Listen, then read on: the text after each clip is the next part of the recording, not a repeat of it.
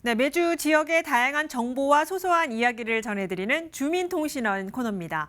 네, 서울시가 14일부터 4일간 이 7년간 문이 닫혔던 서울숲 내 승마 훈련원을 일반 시민들에게 임시 개방한다고 밝혔습니다.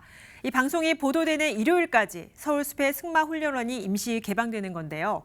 예약제로 진행해 일반인들의 관람이 진행되는데 저희 주민통신원이 사전 예약에 성공해서 이 서울숲 승마훈련원에 다녀왔다고 합니다. 현장 분위기는 어땠는지 주민통신원 연결해 알아보겠습니다. 네, 서성원 주민통신원 화상으로 연결합니다. 안녕하십니까? 네, 안녕하십니까? 네, 반갑습니다. 지난 14일부터 4일간 서울숲 공원 안에 이 승마 훈련원이 일반 시민에게 임시 개방되는데 서울숲 내 승마 훈련원을 잘 모르는 시민들도 있을 겁니다. 우선 어떤 곳인지부터 소개를 좀 해주시지요. 네. 1954년에 신설동에 있었던 서울 경마장이 뚝섬으로 이전을 합니다. 뚝섬 경마장에서 경주마를 훈련하던 곳이 승마 훈련원입니다. 이곳에는 훈련용 트랙이 있었고 마사와 관리동 건물이 있었습니다. 건물은 현재까지도 남아 있습니다. 네, 서울시에 따르면 2014년부터 이곳 승마훈련원이 문을 닫았다는데 이 7년간이나 문이 닫혔던 이유는 무엇인가요? 네. 뚝섬 경마장이 89년에 과천으로 이전을 합니다. 그렇지만 승마훈련원은 그대로 남아 있었습니다. 승마훈련원의 기능이 점차 축소되어서 2014년에는 잠정 폐쇄하게 됩니다. 그렇지만 토지 소유권 등 문제가 있어서 승마훈련원은 서울숲 안에서 금단의 구역으로 남아 있었습니다. 그러는 동안에 이곳이 공원으로 편입되어야 된다는 여론은 끊임없이 제기되었습니다. 네, 그런데 올해 서울시가 이 서울숲 내 승마훈련원을 4일만 임시로 개방하는 특별한 이유가 있는지도 궁금합니다.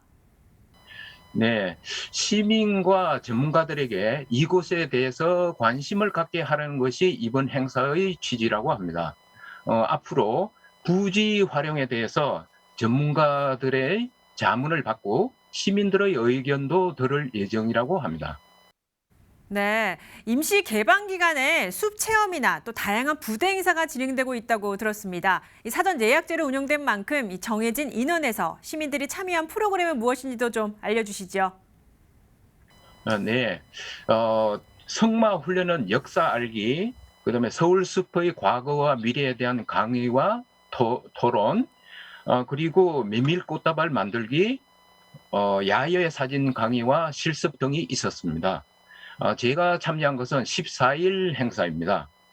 임석원 교수가 승마훈련의 역사에 대해서 설명을 했습니다. 마사와 승마훈련원 시설들을 둘러본 후에 메밀꽃다발 만들기를 했습니다. 이외에 특별한 행사가 눈에 띄는데요. 서울숲을 설계한 분은 안계동 씨입니다. 이분이 나와서 서울숲의 과거와 미래에 대해서 강의를 하고 조경, 건축, 도시 설계를 전공한 학생과 시민들과 함께 토론회를 갖는다고 합니다. 네, 마지막으로 이 통신원께서 직접 승마훈련원 현장에 가보셨는데 소감이 어떠신지와 함께 또 그리고 행사에 참여한 시민들의 반응은 좀 어땠습니까? 예, 행사에 참가를 신청한 사람들이 많았다고 합니다. 이것으로 볼 때 서울시민이 이곳에 관심이 적지 않다고 생각됩니다. 행사에 참가한 시민들은 승마훈련은 이곳저곳을 다니면서 사진을 많이 찍었습니다. 그리고 서울숲 자리가 원래는 조선시대 때 나라에서 마을 목장을 운영하던 곳이었다고 합니다. 그 이후에 경마장으로 사용되어서 땅의 역사와 관련된 테마 공원으로 조성해야 한다는 참가자도 있었습니다.